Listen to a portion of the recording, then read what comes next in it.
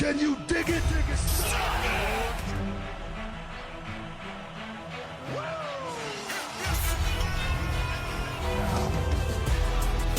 Acknowledge me. The king of kings. Best in the world. Forever.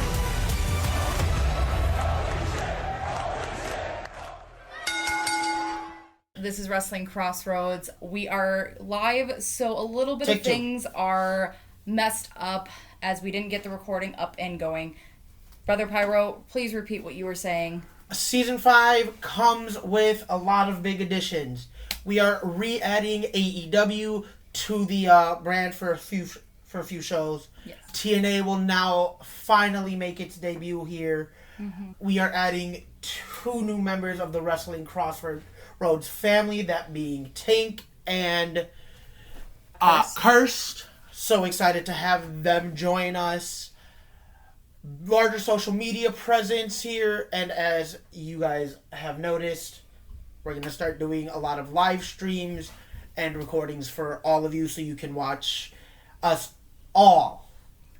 You can watch have us a lot all. of fun. Mess up, have our fun, interact with us just a little more now than you have been able to previously.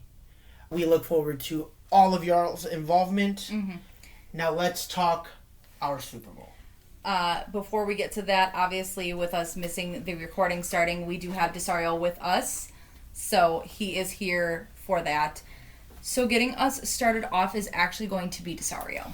All right, so for night 1 of WrestleMania, we could not have picked up... We could have picked several matches to kind of lead off the show. Okay. A little bit more than this one. I was going to say, please choose your words carefully, sir, because you know good and well we could have chosen a lot better. There definitely is. And also, let's just get the cat out of the bag with this whole WrestleMania build.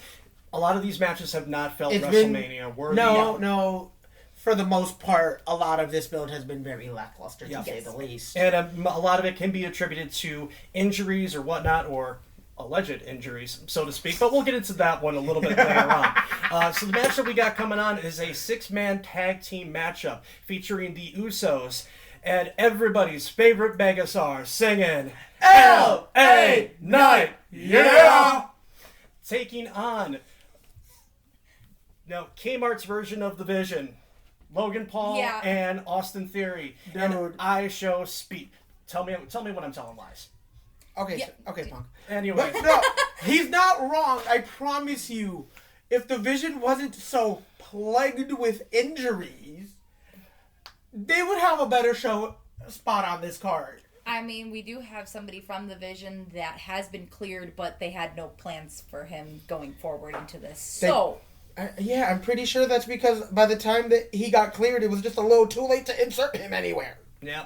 Well, let's get into how we got here for this whole match right here. So the Usos were taking on the Vision in a tag team match on Raw for the tag team titles. When, IShowSpeed is sitting out there at ringside, he's being, told by Logan Paul, hey, help out. And he's like, no, he grabs something, turns around, and decks LA Knight. Causes a distraction. Vision wins the tag team titles. And now the Vision look at IShowSpeed, they're like, hey, look what you just did. You're now with us. And Speed's like, no. But kind of like the little hesitant little brother going along with everything right there. So basically, that's how you got into this match. I do find a little bit of a plot hole twist.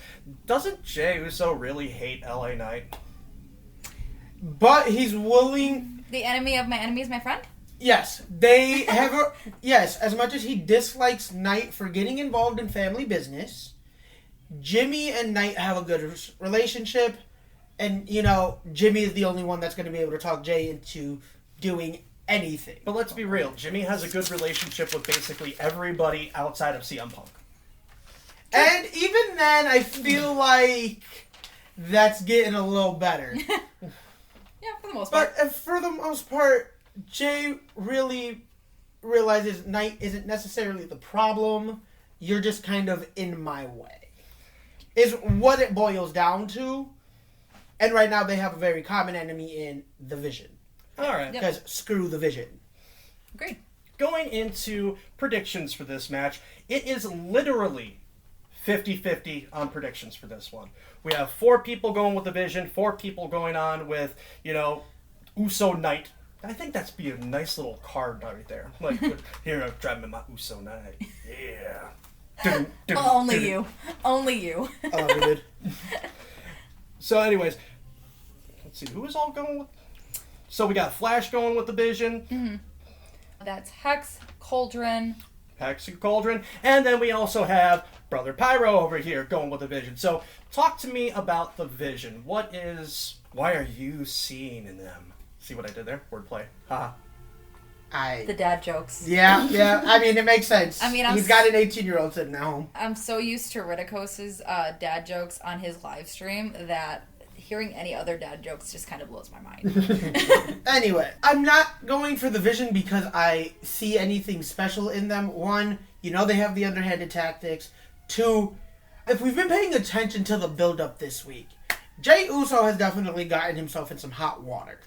When doesn't he? Exactly. Further proving the stereotype that Jey Uso is a hothead.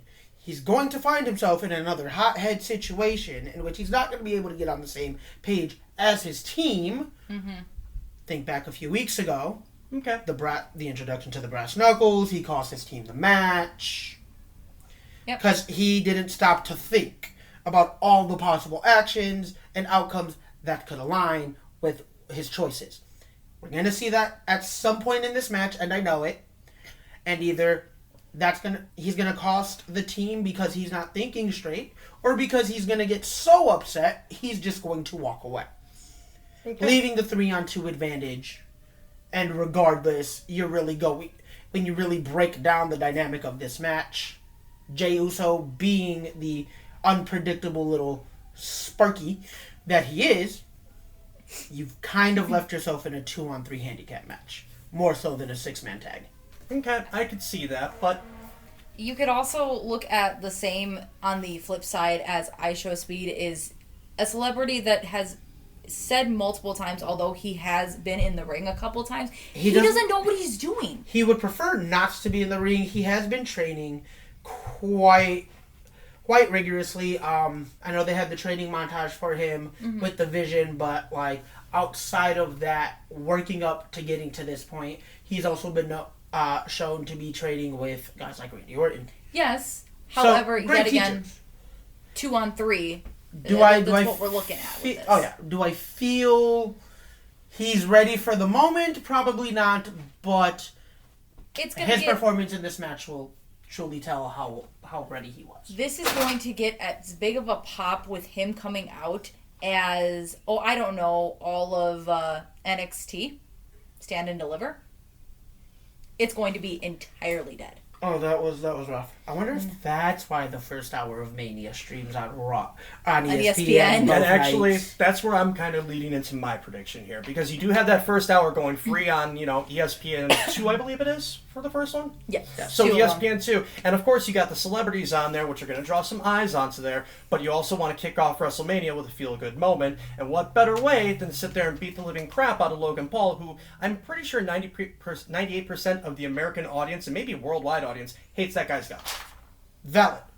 But that is why his character works so well as a heel. Because he's not playing a character. I get that. He is literally naturally himself. He has got such a punchable face, and he is so easy to hate. All right, Kevin Owens. I bet I can punch both of you at the same time. And he did it. And he did it. And that was here in town. Anyway. But it wasn't Logan Paul. That's the sad part. No. He could have done all three of them. No, but it was Austin Theory. Austin Theory was definitely involved because it was him and Grayson Waller. Yep. But no. I think we were live at that one, weren't we? Yep. We were. Yeah, all three of us. But no, like I said, it was just one of those... It's one of those, I think you put over the celebrity solely because of that hour on ESPN, and the more people that are watching, because of this moment... Mm-hmm. The more likely people are going to switch over to the app. It can go either This way. is going to be TKO's little money grab right here. Oh, whoa, TKO money grab? No. Oh, Lord. All right. Anyway. Brother Pyro's next up. All right. Unsanctioned match. Jacob Fatu and Drew McIntyre. This is about to be a bloodbath. This is a war zone. Both men really kind of blaming each other for why they haven't advanced further. Jacob blames Drew for taking him out several months ago. Drew blames Jacob for why he is no longer champion. But that's true. I say this starts in the parking lot well beforehand. Oh, at this point, I feel like, depending on where this place is on the card. It's number 2. It is literally... Okay, so Yeah. this will also be part Yeah, of that first free hour. Yes. So, no. Where were you the last couple weeks? I didn't... I recognized the first match for each... The opening match for each night. I didn't pay attention to anything else after. Clearly. Hey, You that's deserve live. it. I don't care. You're also my sister. Nobody's gonna care. And I barely touched you. But... Hello. Okay, so let's be real then. With how much these two hate each other, it's going to be well before cameras start rolling. Mm-hmm. And I think this is going to overshadow the match that's supposed to take off tonight. I feel like we're going to get a segment midway through the match of them two brawling, and then they're going to take it into the arena, and they're going to be like, so we're just going to scrap the rest of the 6-man tag match? I would love that. And we're just gonna get started right here. Let's go. Actually, what would be even better than that? Towards the end of the pre-show, while they're talking about the match, you just see That- them fighting Oh each my other God. behind the Done. people talking Done. about the matches, All and then right, they we're just just fight gonna the winner. cancel the first show. Right, like the match and first just let hour this is take- literally just this. Yeah. These two grown men beating the absolute dog crap out of each other. Prediction-wise. Prediction-wise, all but you, sir, have gone Jacob Fatu. Why Drew? Mainly because, again, Drew has been screwed. Drew is right. And also, you can't prove that he's the one who took out Jacob in that parking lot. Because he's even said, say what you want about Drew, he doesn't really go out there and tell lies. And he said He's been a very honest man. And he's also said, if I would have taken him out, I'd be out here bragging about it. That part, like, let's be real. Drew definitely is one to take credit for his work. Yes. And then ever since he finally recaptured that WWE, championship, another side of Drew has come out. A more violent side, a more vicious side, a more conniving side. And I know Jacob has the ability to take it to the limit. I mean, he's not called the Sumerian werewolf for no reason. Did you stroke out there on me for little a bit. second? Samoan werewolf. There we go. Samoan werewolf, sorry. But no, he's not I was like, called- pay attention to what he's done on the indies. He's lit up fans, security, ref. And the shape that he's in right now is peak. He is looking I think great. this is probably the best he's looked his entire career. But I'm going on experience. I'm going on the man who's been there. I'm going with the man that understands what it's like to get his hands dirty. Because let's be real, even outside of the world of pro wrestling, that man's rap sheet speaks for itself. Can I just point out something? If you look back at, any time we've had Desario on here, he always favors Drew. He does. Even just in prediction-wise, he favors Drew. And let's call it for what it is. This is I think Jacob is the one person that's got a hotter head than Jey Uso, and that's saying something. Because that man is definitely dynamite incarnate. Yep. All right, next match up. Desario is taking that. All right, so in kind of a surprise, so to speak, on how this match came about, or about where the heck did this come from, we have got a returning Seth freaking Rollins, and after he, took out Paul Heyman, about to be triumphant, gets choked out by the ring general, Gunther, for reasons. To help out Paul Heyman is what he said in an interview. He said to help out Paul Heyman. If you watched Raw this last week, it was, this is personal because when I was World Heavyweight Champion, you did everything to avoid challenging me and waited till I was no longer champion to start chasing the gold again. Fair enough. Which, I mean, I feel like Gunther got a point in feeling a little disrespected there. How can you disrespect the ring general, honestly? But let's be real, we've also By standing pointed... opposite in the ring from him. Fair point. All right. But we've also noticed, let's be real, there's some kind of a secret agreement deal that Heyman has made with Gunther. And I'm glad you said that because that's actually going to lead a little bit into the predictions when we get to that point right there. So I expect this to be a great match. I mean, these two guys are definitely capable of having a great match with just about anybody. Oh, yeah. So, going into predictions for this, highly booked match. Again, we have 7 people on one side for Seth freaking Rollins. And then you have myself taking the ring general. Gunther. I'm not gonna lie. I was 50-50. I mean, it really could go either way, and I personally, I don't think it hurts or helps either one of them. True. And then when it comes to Gunther, for my being on my island of relevancy by myself yet again, as I always am. Not always, but... And sir, 90% of the time. Wrong person shtick. Anyways. The island of relevancy belongs to the man on your shirt. Hold on a second. Heyman also sit there and put that comment out there as well, and that's where I'm going with my prediction. He is helping out Paul Heyman. He is trying to sit there and solve a problem, and he solves that problem, he gets something from Heyman. A favor. What favor could that be? Brock. SummerSlam. Let me retire him. Let me get him. I want to retire him. I think that's where this is going. Personally, I feel like if that's exactly where this goes, I will actually kind of be upset, because let's be real. We all know who I feel should be the one to retire the Beast. And we'll get into that later. Yes, we will. And if the Beast is going to be retired anywhere, it needs to be where he kind of made his name. Mm-hmm. So, next up, we have the Women's IC Championship. AJ Lee takes on Becky Lynch. Now, this all started because there was a feud between the husbands, CM Punk and Seth freaking Rollins. Becky Lynch then inserted herself into the feud, causing AJ Lee to come back after a 10-year hiatus of retirement. I am very happy that my girl is back. Oh, dude, you have... I have been on a high the last couple of months with her being back. Previously at Elimination Chamber, she did make Becky tap out to win the Intercontinental Championship. Yes, for a third time.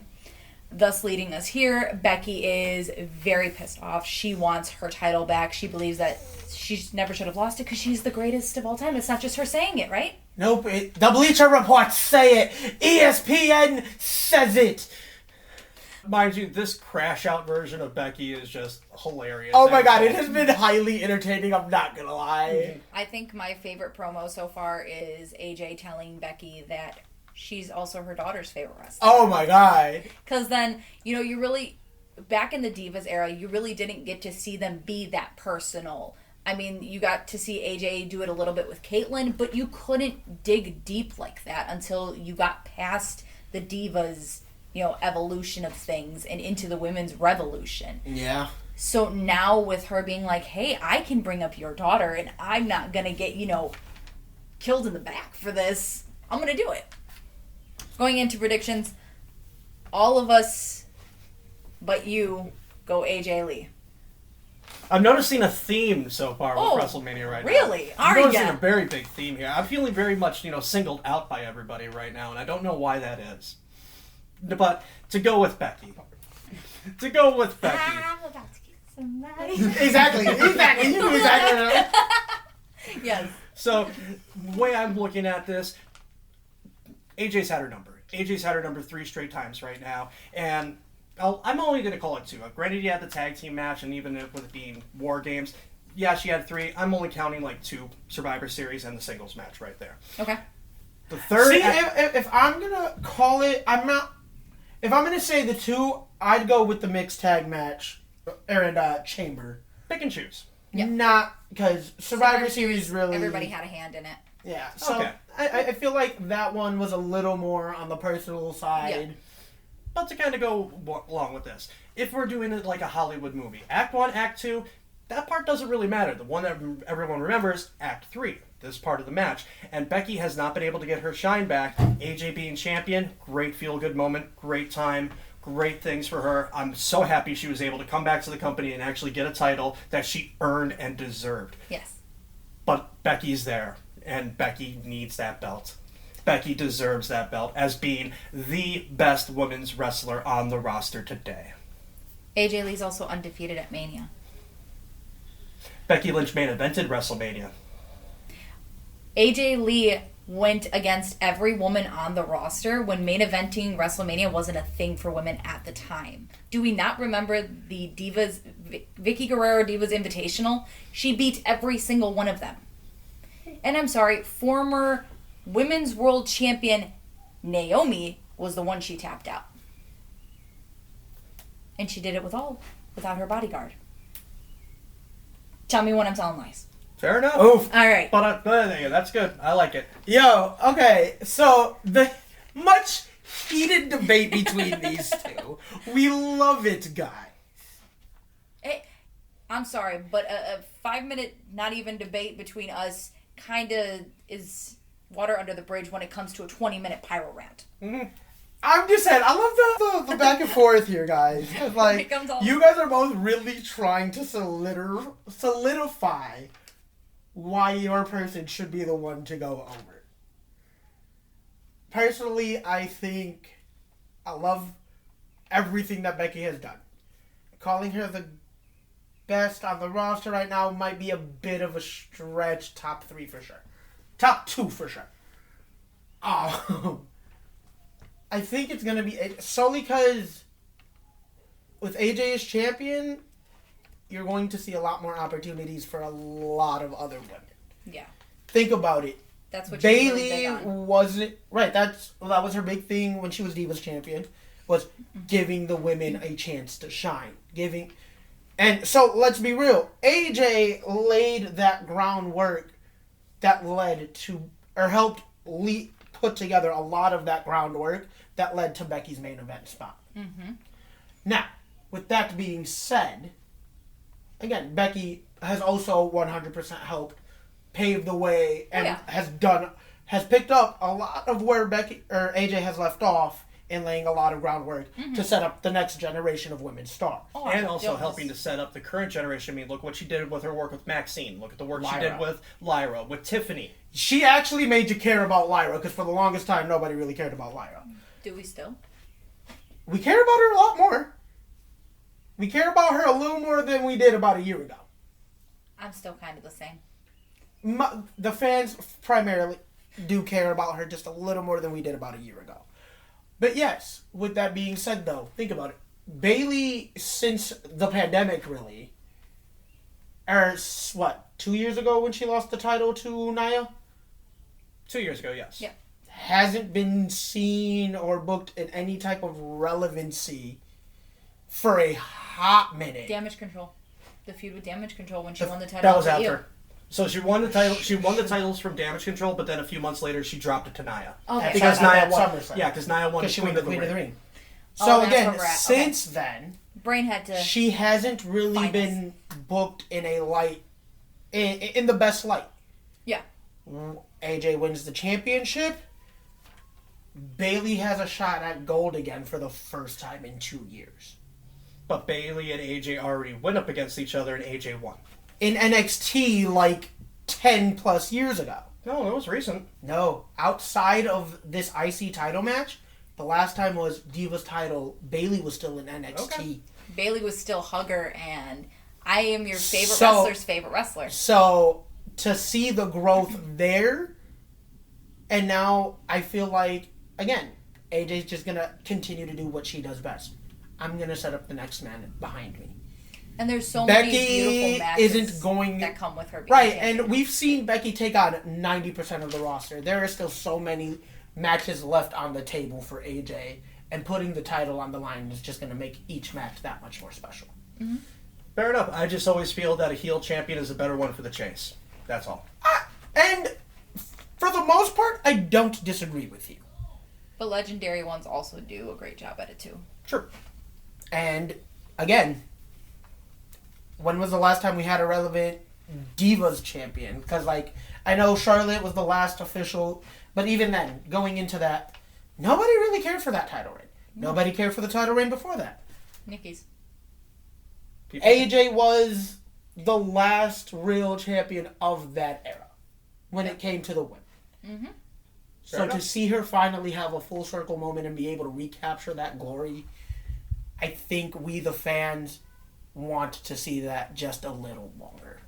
Oh yeah, definitely. We want to hold on to that for as long as we can, because let's be real, it's no she's guarantee. getting up there in age. There's no guarantee that she's going to be around much longer. I get And it. things happen in wrestling that easily can cut careers short, Very true. and we hate it. Let us hold on to this. And I mean, if we go back to even the reason, like part of the reason why the retirement came was because of the bad blood backstage with her husband and former owner of the company. She didn't want to be caught in that crossfire anymore. Yeah. So I'm going to go, and now that I see that there's this great opportunity, now I'm safe to come back. But alright, from one women's championship match to another fatal 4-way tag team match for tag team gold. You have the Irresistible Forces, is what they are branded as. Lash Legend and Nia Jax take on Charlexa, Yep. Bayley and Lyra Valkyria, and WWE Hall of Famers. Shouldn't be. Should be. They got put in way too early though. As of right now, shouldn't be. Nikki and Brie, the Bella Twins. No. First off, let's just say this build actually had a little bit of juice to it. This has probably been one of the better builds, I will not lie. Yeah. However, That doesn't everything was mean I sloppy. want all of these teams involved. Charlotte, Alexa, fine, it makes sense. Bayley, Lyra finally trying to be taken seriously as a tag team because they have felt very disrespected for a while. Yes. Also, thank God Bayley gets her WrestleMania moment, seeing as Becky did attack her last year to take that moment from her. The Bellas shouldn't be there. No. I They had their get chance. why they did it. They were one of the original women's tag team. They were the original. They were the original They were the women's original. tag team. Yeah. These titles came about 10, 15, 20 years too late. In my opinion. Like, No Oh, doubt. everybody's because opinion, let's be real. honestly. If they would have given this to us during the Bella Twins time, we know but the Bellas would definitely have been inaugural champions. Yes. Inaugural champions, longest reigning, most And it title would have reigns. been, and it would have made a lot more sense than it does now because you gave us this, and now you're just throwing a bunch of random people together. But also, It is a lack of teams in the women's tag team division. another thing with the tag team titles, had they been introduced back then in the Bella Twins time, it would have been hot potato. Worse than it is currently. I was gonna say, I think this is the most relevant that they have been in a really long time. Well, that's because the tag team titles basically spelled disasters for the people who held them, whether it be injury or leaving the company. Yep.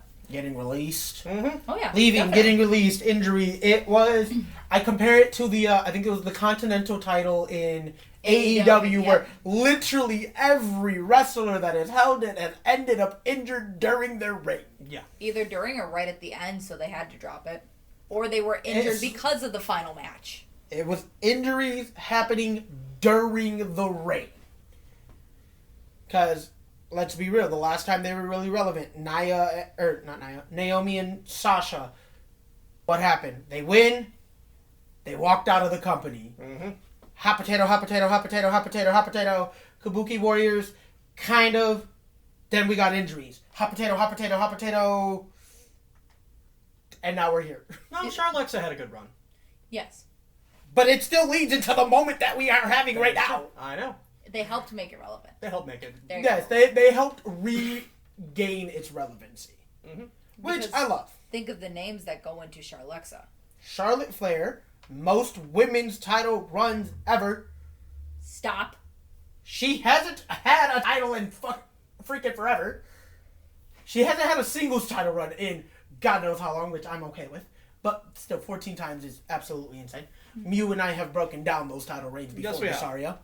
Going into our predictions, though, we're a little all over the place. So, Flash, Tank, Cursed, Bayley, and Lyra. You, me, Hex, Desario stand with the Bella Twins. It pains me to put that out there. Yep. Oh, it pained me too. Because, like, there was no... But, again, there's no point in returning Brie and making the announcement that this is what they're chasing if you're not going to do it. Exactly. You're not going to pull the trigger, even at least until SummerSlam. Yeah, no. I see this at least going till SummerSlam if they win the titles. Now, the standalone is Cauldron with Charlexa. That's mainly because we know how Cauldron feels about Charlexa. That's really where that comes from, honestly. It really pains me to put the Bellas, to predict the Bellas to win over 3 other teams that are significantly more deserving. Because, honestly, the Irresistible Forces, I'd love to see them retain right now. Why? They are powerful women. Lash being the youngest one here, definitely having a moment to shine. I say that they get taken out early, like they did with Nia Jax a couple years back in the, Fatal 4-Way for the title? I think so. Take her out early, take both the women out early, because they're the biggest threat. Then the Bella Twins have more or less their moment, and I see, if anything, Lyra is the one that eats the pin. And unfortunately, that's where I see it happening too, because Lyra eats the pin. But personally, like I said, I would. You can't kill anything with Charlexa. No, because no matter how much you try to kill it with fire, they somehow have made every little situation work in their favor. And Bayley looks like she needs to chase something else, honestly. We need a flip. She needs to go to, SmackDown and chase the U.S. title. That's where I see it. Yeah, Lord knows they ain't doing anything with Julia. No, take the title off her. But, because Kiana James is barely there at this point. And that's my thing, is, I would have even respected Julia and Kiana being involved in this match over the Bellas. Yeah. Give your young talent a chance to shine, and I think this is taking a moment away from them. That's a lot of matches come this Mania. When you look at the ages of, a lot of the champions or a lot of people chasing the championships, they're up there in age. A lot of this is, 40 and up with these matches, unfortunately. All right. Next match up, we have the Women's World Championship. Stephanie Vaquer takes on Liv Morgan. If you don't know, this comes because Liv Morgan won the Royal Rumble.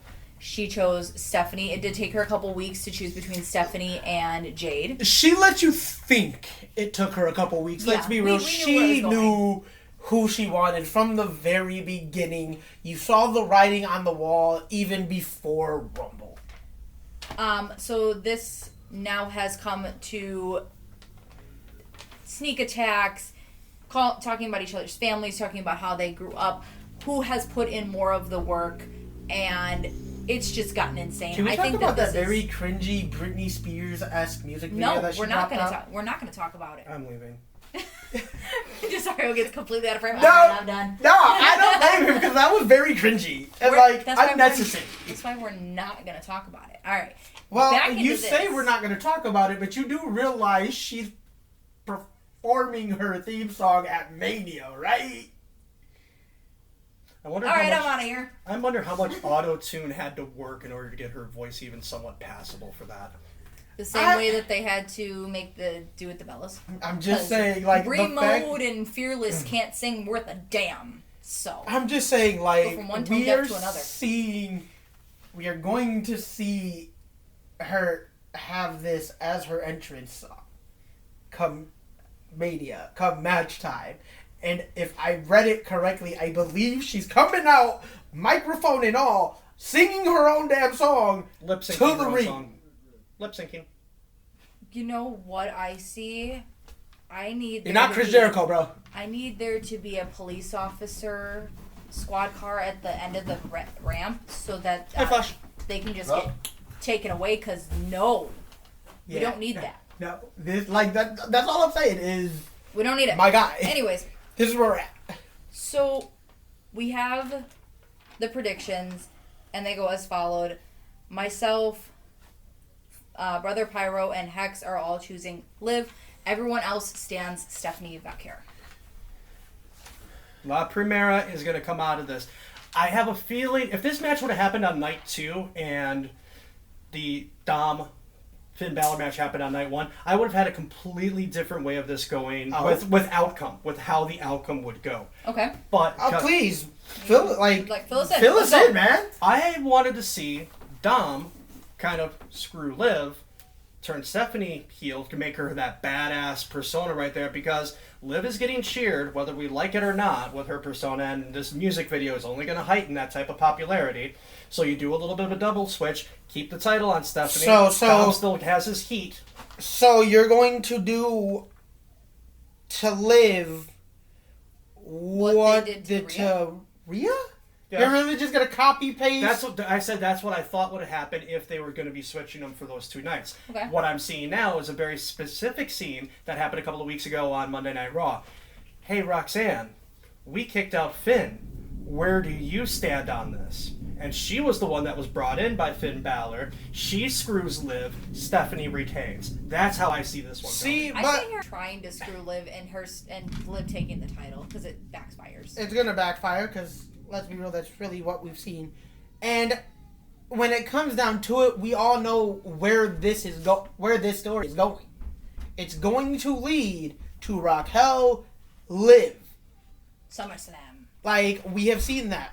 Liv has constantly gotten involved in Raquel's chase of the world title, screwing her over consistently, no matter how many times she has asked her, yo, step off and let me do this. Let me show I can do this. And as soon as Raquel has, I got the match won, Liv, I'm going to come out and help anyway. Okay. I see that. But hold on a second. With Roxanne, who's to sit there and say that Raquel doesn't stand with Roxanne after that point?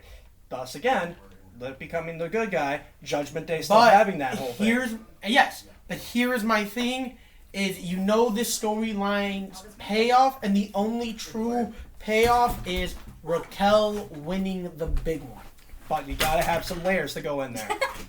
Yes, but it needs to be off of it. Otherwise, why have we built this? There's other ways to get the belt off of Stephanie afterwards. Besides, right now, looking at what we're kind of predicting, even of us as a collective, we're going very heel heavy right now so far. You need a face that eventually wins something.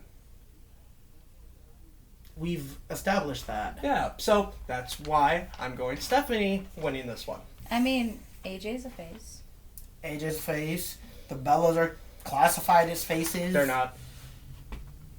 Internally, they are classified as faces. Listen to the reaction. Oh. Just Everybody hates the them. crowd is over sick and tired of them. But they are still classified in the company as baby faces. Fair enough.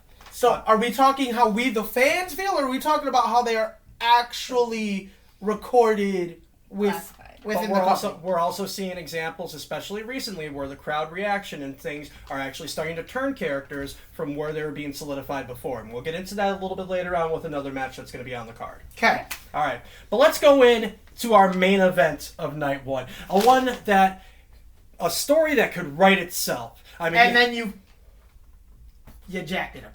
Congratulations. You made me not. You have over the legacy history, 20 years of history, mentor, mentee, student, teacher, we were like brothers. And, Cody brings Randy back to WWE after all of the big injuries at Survivor Series War Games. I mean, you had the classics. The story wrote itself. But then, in walks Pat McAfee. It Pat had to be McAfee. Pat. Dude, of everybody you could have given me, I would have taken Ted DiBiase Jr. over Pat McAfee. He's still fresh off the lawsuit. I would have taken him over Pat. There is so many ways this could have gone. Batista. You could have given me Batista. The phone call could have been Rick. I know they couldn't have shown him on TV because he's still under contract with AEW. But, my God. No, I get it. So many different directions. So many better directions. And also, let's bring up another point real quick. How many times on the roads to WrestleMania does Cody Rhodes need to get kicked in the junk? Every year combined. Dude, no, hold on. I saw the meme. It was like, dude, Cody's junk. Just going back up here. I'm going to let y'all have at it. I'm not Cody's even here junk anymore. during the run. Somebody said they were more beat up. They felt more beat up than Cody's junk on the road to WrestleMania, and I have never felt something so hard. Actually, is that what they really mean by kick off the road to WrestleMania? Apparently, dude. I mean, man, since returning. Dude, No wonder literally they can't. with the exception of his surprise return at 38. Mania 39, kicked in the junk. Mania 40, kicked in the junk. And caught bloody. 41, kicked in the junk. 42, kicked in the junk repeatedly. And slapped by Stephanie McMahon. Yes. So we're adding layers to it. What's going to happen to him next year? We'll cover that at that point. A ring gets thrown in his face by his wife. We done. You keep Kick- getting kicked. Kicked in It the don't junk. work no more. Right. Kicked in the junk. Smacked by somebody else. Divorced. Divorced and given his pink slip. Because you know what? Let's add to the layers that really could be. It wouldn't be the first time they've done it. Well, They've done something so stupid. agreed. And, I am still going to look forward to this match because the match is going to be incredible. Both guys know each other. They know how to work. I'm going to be very leery about how the ending comes about because I want it to hopefully be a certain way, not going, there's TKO interference all overdrive route. But hold on. Let's get into our predictions because this is the first time tonight it is unanimous. It is unanimous because you know what? I personally, and I'm sorry to my lovely wife at home, I'm getting sick of Cody Rhodes. I want him to sit there and still repeatedly get kicked in the junk every single time I see him on TV. So everybody is going to sit there and celebrate the 15-time world champion Randy Orton. That's where I'm going with Mr. Randy Orton. Mr. 15-time world champion. Champion. So, Twisted, take me into it. Why are you on the Randy Orton train? I'm sick of Cody, honestly. Got it, so we're all just bored of the man. There's been nothing with this title reign. You gave it to Or him. the last one. You took it off of Drew to give it to us now because you went, oh, crap. Excuse me, I made a mistake. Yeah. I need to point out. Where? The Drew-Randy story would have been good. Yes. But the story, literally wrote itself. There couldn't have been a better story than Cody versus Randy. They have been teasing and building, and we have been clamoring and wanting and calling for this match specifically for about 3 years. Since title run number 1. Mm-hmm. I agree. And you finally give it to us, and then you add Jelly Roll and Pat McAfee and make us no longer give a damn about it. It's so the casual fans turn their heads. For the sake of this specific story and match, screw the casual fan. Leave the dumbasses in the back. Forget them. Forget them all. Forget the casual fan for one match, for one moment. This was about the hardcore fans, and you screwed us over. With that being said, we go into the Hall of Fame.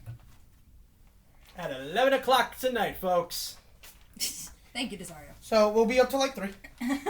No, Triple H is going to take 2 hours just to induct Stephanie. And then she's going to speak for another 2 hours. Nope, So, it's Undertaker that inducts her. oh, Undertaker is inducting her, Good. surprisingly. okay. Because I 100% thought it was going to be her husband. Did No, but we we are- expect anybody else, maybe her father, to show up? I expected it to be her husband, or somehow they mended the fences with her brother, I was about to say Shane. who should have been the McMahon in the Hall of Fame. Screw Stephanie. Anyways, All go right. I'm on. going to tell you right now, only 2 McMahons should be in the Hall of Fame right now. Vince, because without him, the world of pro wrestling isn't what it is today. Shane, because he actually contributed to the company. Okay. Well, In more ways than sex appeal. getting into Stephanie's accomplishments. So, Stephanie began working with WWE at 13 modeling merchandise. You know, dude, I wouldn't mind seeing that. What? Comment on the TikTok said, watch Taker tombstone her during her induction. I'm gonna do Please. that. All right. Please. Before regularly appearing in 1999 as part of a storyline with Undertaker. She is a one-time WWF Women's Champion, owned ECW during the invasion. The following year, she was the GM of SmackDown that had a lot of feuds and funny moments with Chris Jericho. She had her final in-ring match at WrestleMania 34 in 2018. She currently runs a podcast called What Is Your Story? I've actually really enjoyed her podcast, I will not lie. It's been very good. Our other headliner, AJ Styles. The phenomenal AJ Styles. Man, what is there to say about a man whose work speaks for itself. WCW, small stint with Velocity, obviously never really took off with the company in that time. Became the face of TNA. Mm-hmm. Got into TNA from the ground floor, really solidified himself in the 6 years that he was with the company. Became their guy. Him to TNA was Cena to WWE. We saw a thing and it was like, all right, so Mr. this company, Mr. that company, whatever. So Mr. WWE, John Cena. Yep. Or at least in the New Day, in this era. In the current era. Of course. It's Cena. For AEW, it's Moxley. For New Japan, it was Okada. For TNA, it's AJ Styles. Mm-hmm.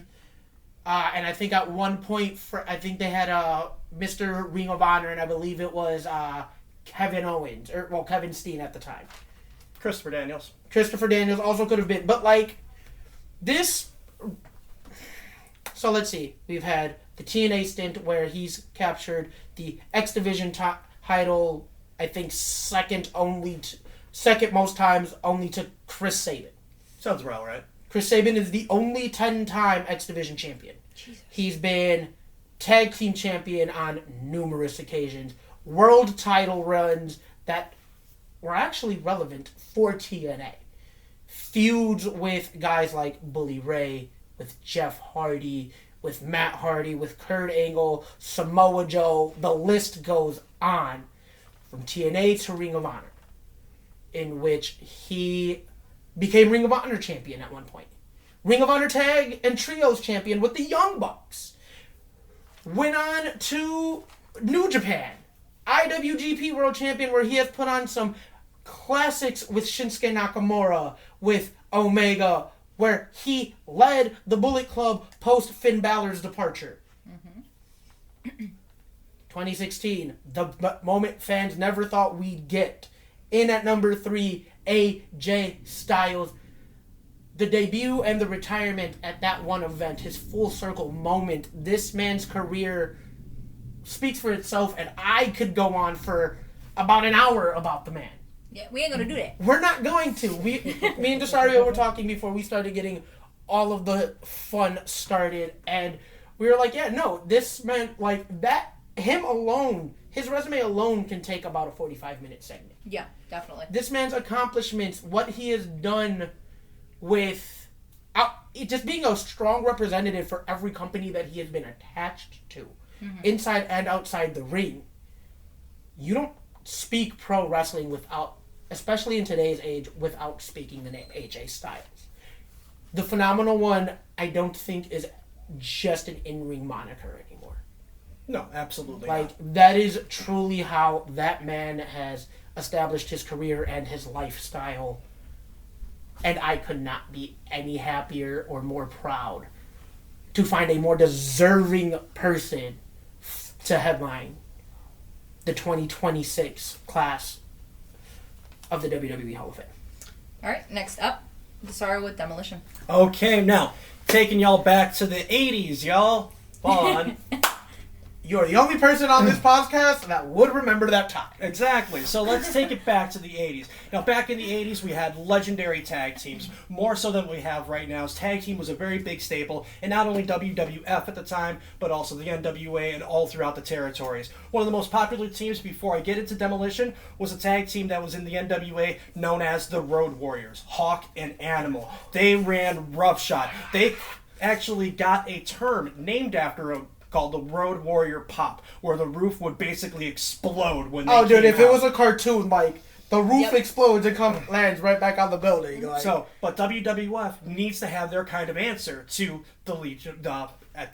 We call them Legion of Doom, at that time Road Warriors. So what do they come up with? They come up with Demolition, Axe, Smash. They give him a manager, Mr. Fuji. They give him one of the most iconic theme songs to ever come out of WWE.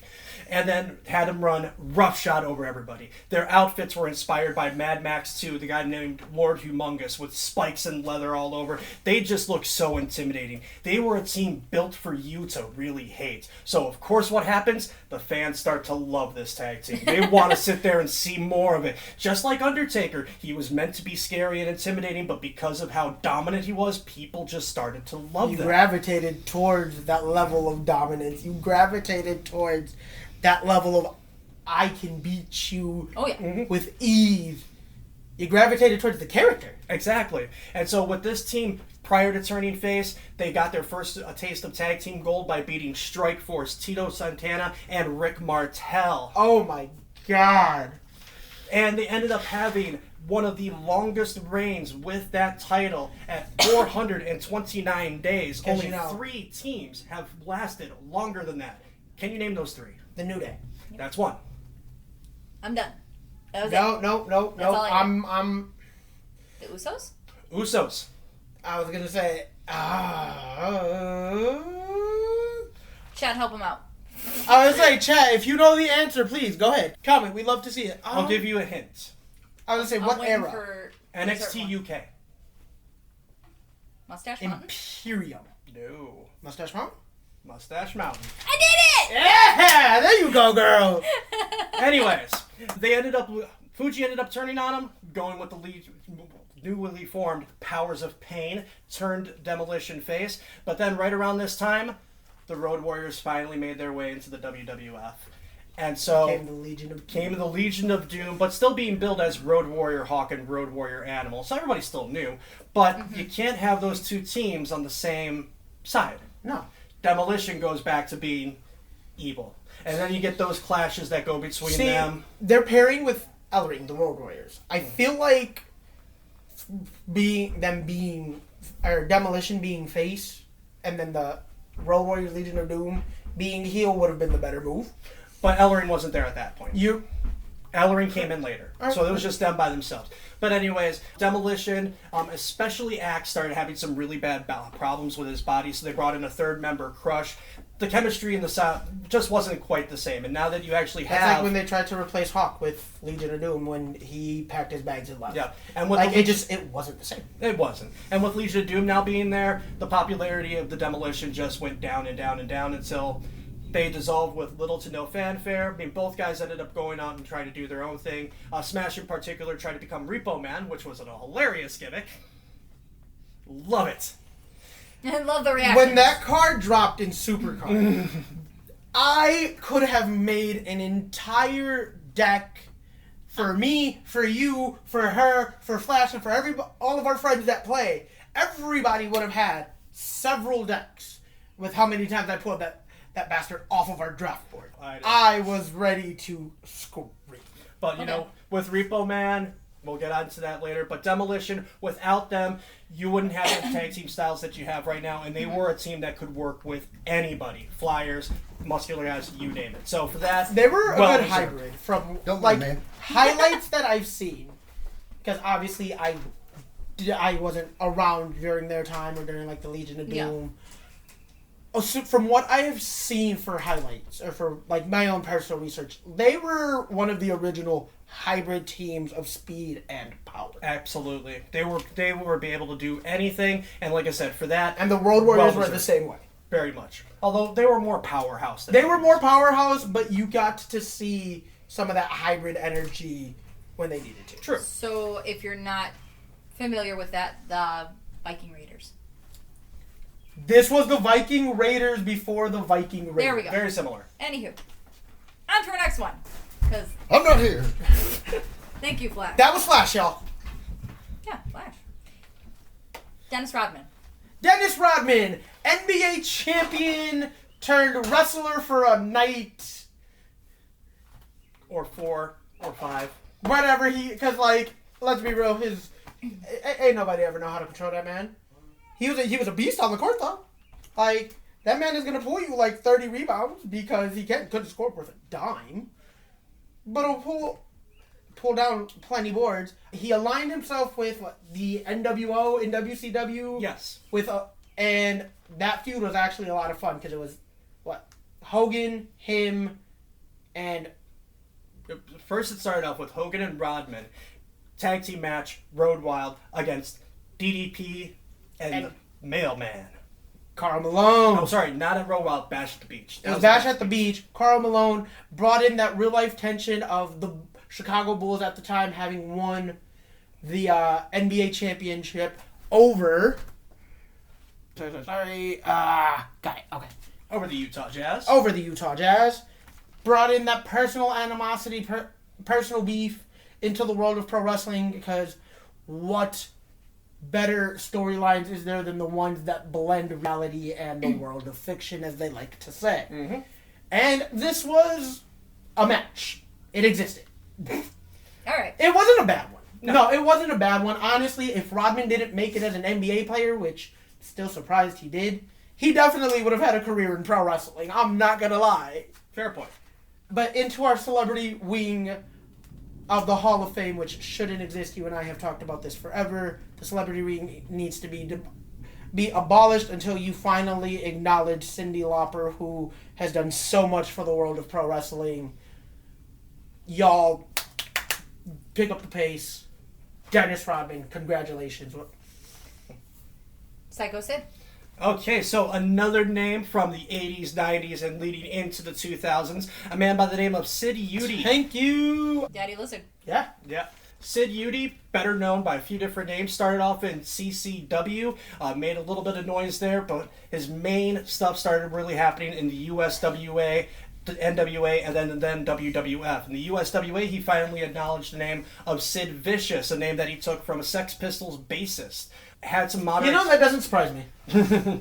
He ended up having some good success over there, became, tag team champions, mid-heavyweight champions, a little bit of a footing. NWA comes calling, he makes his name over there. He becomes one half of a tag team called the Skyscrapers with Dangerous Danny Spivey, and actually, they became also known as like the Masters of the Powerbomb. And that's where Sid really started utilizing the Powerbomb as his main finisher.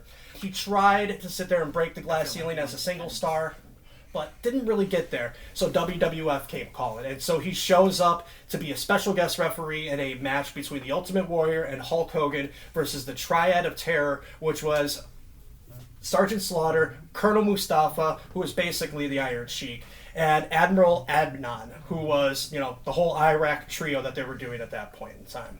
Which, well, the least said about that, the better. Anyways, going into that match also, Sid changed his name again, because if WWE can't trademark it, they're not going to want to use it, and they can't trademark Sid Vicious, so what did he become? Psycho Sid. Nope. No? Sid Justice.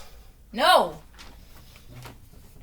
That's right, kids. Sid Justice. And so he starts, making a little bit of a footing for himself. Going into the 1992 Royal Rumble, the World Heavyweight Championship, the WWF Championship, I should say, became vacant. Sid is in that match trying to get it. He actually eliminates Hulk Hogan. And Hulk Hogan throws a little bit of a temper tantrum outside of the ring and pulls Sid out, causing Sid to somehow turn heel because of this. You know what? It's WWE. And it's Hulk Hogan's ego, so what are we surprised by that? It leads into the main event of WrestleMania 7, where it's Sid Justice versus Hulk Hogan. If anybody ever wants to talk about one of the worst main events of all time, this is the one that you would need to watch as one of the worst. I'm not going to get into any more details other than that. But then Sid kind of bounced around back over to WCW, had some, we'll say, legal trouble that got him out of WC at that point in time. Because obviously some of the things that happened there I can't really describe in good conscience on a podcast. Alrighty. So anyways, not one made for families anyway. he makes his way back over to the WWF as the bodyguard of Shawn Michaels, and this is where he becomes really Psycho Sid. This is where he starts becoming the unhinged thing, the eyes, the look, the intensity. I mean, when you say, build me a strong professional wrestler, show me what he would look like, you could easily put Sid's image right there. Mm-hmm. Very easily. He ended up becoming WWF champion at one point in time later on. Mm-hmm. And then also made his way back over to WCW, won a couple more titles. I mean, this guy just personified what being in the business was all about, for having the look, the size, the strength, and also the adaptability in the business activities there. So for Sid to be in here, even though it's posthumous, he died back in 2024 due to non-Hodgkin's leukemia. Yeah. I mean, sorry to hear that, but Sid, you finally get your place. Good job, bud. Wish they would have done it while he was alive. And he's in the celebrity wing too, so that says a lot. Sid Vicious is in the celebrity wing? That is some bull. That's what it's labeled as. All right, They're bad calling news. it the legacy way. Yeah. Bad News Brown started off in judo, where he won the Amateur Athlete Union Judo Championship in 1966, 1968, 1969, 1970, and 1975. He debuted in New Japan Pro Wrestling in October of 1977, competing for over 15 years. He then made a one-off appearance in WWF in February of 1978, defeating a jobber at a live event. He returned in January 1979, wrestled for WWF for the remainder of the year, and returned back in 1988. And then after 88, he makes his way over to WWF as Bad News Brown. He had some great feuds going on, and he also had a reputation of being this really big, bad mother trucker from others at their promotions. I mean, this is a guy who even Dynamite Kid said, pound for pound, was one of the toughest individuals he's ever sat there and been in the ring with. He had great feuds with Macho Man Randy Savage, had a questionable feud with Roddy Piper at WrestleMania, where Piper, in order to show he had soul, painted himself half black for the match. Something you definitely cannot do, and I would not do nowadays, kids. That was bad. Oh, yeah, please don't. He also had another feud with Jake the Snake Roberts, where he brought out a sewer rat or a possum to the ring to try to eat Jake Snake. Jesus. But he always left a very indelible memory on people. He was a king of the ring that Bret Hart ended up getting pissed off about and broke up the trophy. He lasted about 3 years, left the company due to disagreements over how his character was being portrayed, not getting a world title, and also for pay from Vince. He then bounces around the Indies, makes his way back to New Japan for a little while, and is just, kind of floating around and doing his thing. But nobody doubted that when it came to being, that intimidating presence, Bad News Brown, Bad News Allen, whatever you want to call him, was that man. Okay. The immortal moment that is being inducted is WrestleMania III Hulk Hogan versus Andre the Giant. Brother Pyro, do you want to take this one? This is for me? Did you want to take it? You can take it. You got it? Wasn't on me. I'll tell you what. When it comes to Andre the Giant versus Hulk Hogan, WrestleMania 3, the Pontiac Silverdome, where depending on who you believe, there was either 83,000 or however many were there. It was a moment at that point in time that really solidified the rock and wrestling WWF era going on. It was the highest thing that was being viewed, and it was so iconic having the two biggest stars, Andre, who had not